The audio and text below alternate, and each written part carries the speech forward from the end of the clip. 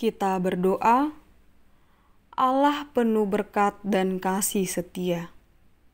Terima kasih Bapa. Terima kasih setiap paginya kami selalu bersuka cita di dalam nama-Mu yang kudus. Kami hendak mendengarkan firman-Mu. Berkatilah hati dan pikiran kami. Dalam Kristus Yesus kami berdoa. Amin. Nats renungan yang menjadi pedoman, pegangan hidup, serta kekuatan untuk kita dalam menjalani aktivitas kita pada hari ini diambil dari kitab Mazmur pasal yang ke-18 ayatnya yang ke-7. Beginilah bunyi firman Tuhan. Ketika aku dalam kesesakan, aku berseru kepada Tuhan. Kepada Allahku aku berteriak minta tolong. Ia mendengar suaraku dari bait-Nya. Teriakku minta tolong kepadanya sampai ke telinganya. Ketika aku dalam kesesakan, aku berseru kepada Tuhan. Kepada Allahku aku berteriak minta tolong. Ia mendengar suaraku dari bait-Nya. Teriakku minta tolong kepadanya sampai ke telinganya. Demikianlah bunyi firman Tuhan. Dalam Kamus Besar Bahasa Indonesia, KBBI, kesesakan memiliki pengertian dua, yakni kesukaran dan kesempitan. Kesukaran berarti hal yang sulit bagi seseorang untuk mengerjakan sesuatu, untuk menyelesaikan sesuatu. Sedangkan kesempitan berarti adanya suatu ruang yang tidak cukup leluasa untuk mengambil sikap dalam pekerjaan dan menimbulkan sesuatu kekurangan untuk menyelesaikan pekerjaan tersebut. Dalam artian berarti bahwa kesesakan adalah situasi ketika seseorang tidak mampu mengerjakan, tidak mampu menyelesaikan sesuatu hal, ditambah lagi adanya ruang yang sempit yang bahkan mendesak seseorang untuk menyelesaikannya sehingga mendatangkan kesusahan, ketidakmampuan, dan ketidaknyamanan.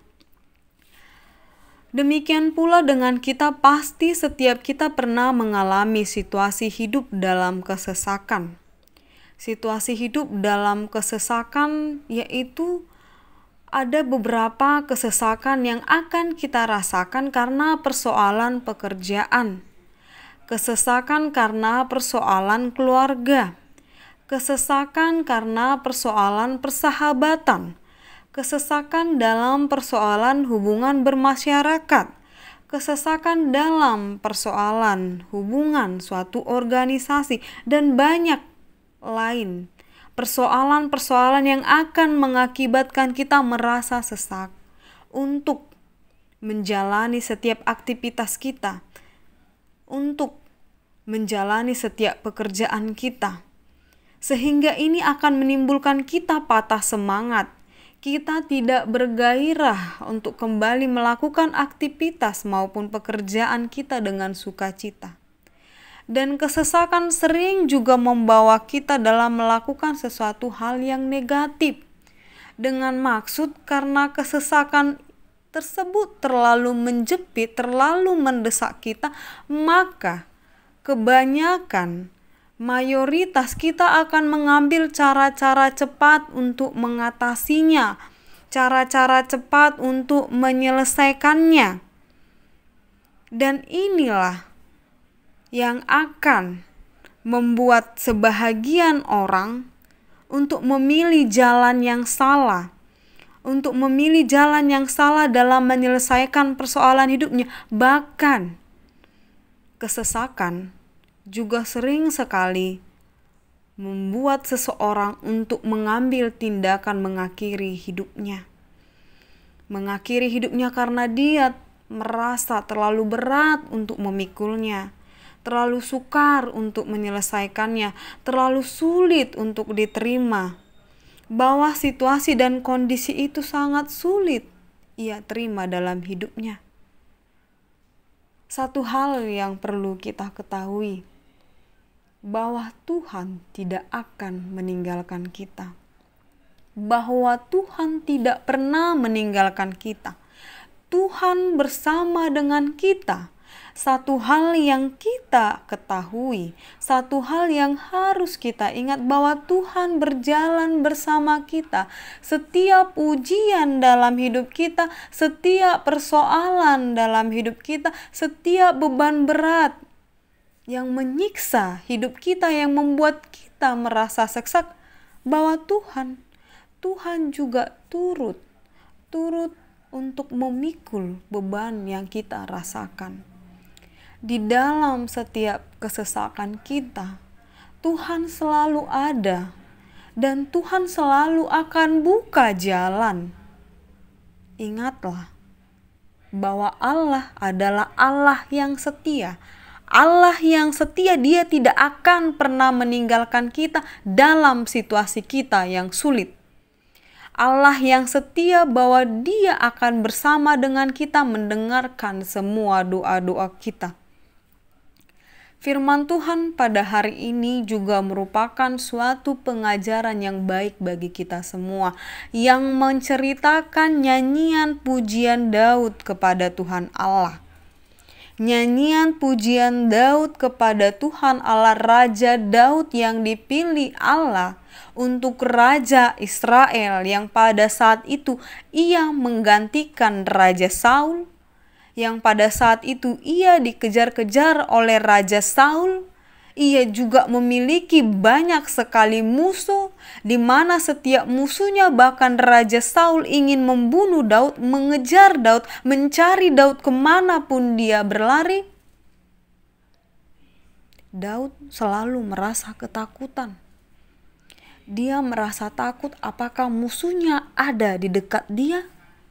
Apakah musuhnya sekarang ada di dekat dia yang akan membunuhnya? Daud pada saat itu di dalam kesesakan. Daud di dalam kesesakan, ketakutan, kekhawatiran. Tetapi dia ingat bahwa Allah yang memilihnya. Allah yang memilihnya, maka Allah akan memberkati dan menyertai.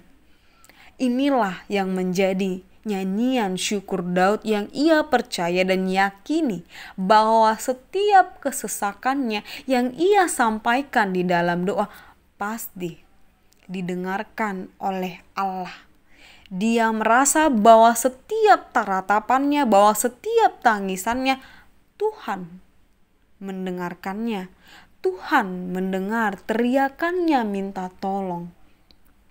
Daud juga merasa hidupnya senantiasa diberkati dan disertai Tuhan. Ketika ia menyerahkan setiap kesesakannya di dalam doa, dia merasa selamat karena dia diberkati Tuhan dari setiap musuh-musuhnya, dia dijauhkan.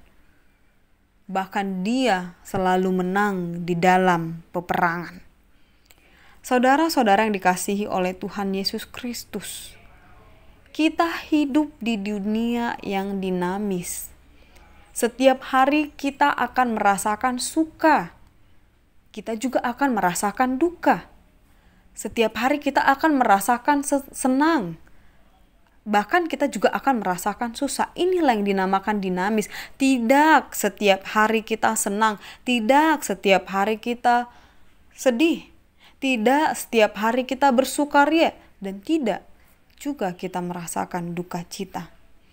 Kita akan selalu berhubungan dengan orang lain yang bukan kita sendiri hidup di dunia ini, tetapi akan ada orang lain yang hidup bersama dengan kita, yang bersosialisasi dengan kita, yang orang ini pasti akan bertentangan dengan kita. Dan ini akan menimbulkan kegelisahan, kekhawatiran dalam hidup kita. Mari kita seperti Daud.